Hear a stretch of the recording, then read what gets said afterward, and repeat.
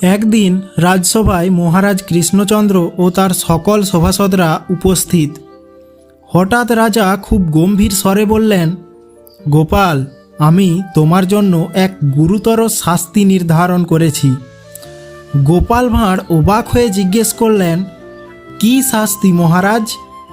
ঠান্ডা স্বরে রাজামশাই বললেন, তোমার মৃত্যুদণ্ড ঘোষণা করা হলো। শুনেই সভাসদরা হতবাক।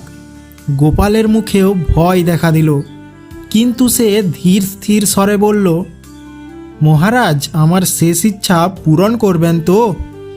রাজা বললেন, নিশ্চয়, কি চাই তোমার?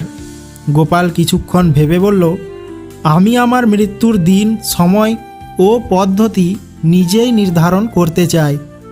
রাজা মুচকি হেসে বললেন, ঠিক আছে, তুমি কবে মরতে চাও? গোপাল সঙ্গে সঙ্গে বলে উঠল, মহারাজ, আমি মরতে চাই, কিন্তু ঠিক যখন আমার বয়স 100 বছর হবে। রাজা হেসে উঠে বললেন, বাহ, তুমি জয়ী হলে গোপাল। সবাই হেসে উঠল, আর মহারাজও স্বীকার করলেন যে তিনি গোপাল ভাঁড়ের বুদ্ধির পরীক্ষা নিচ্ছিলেন।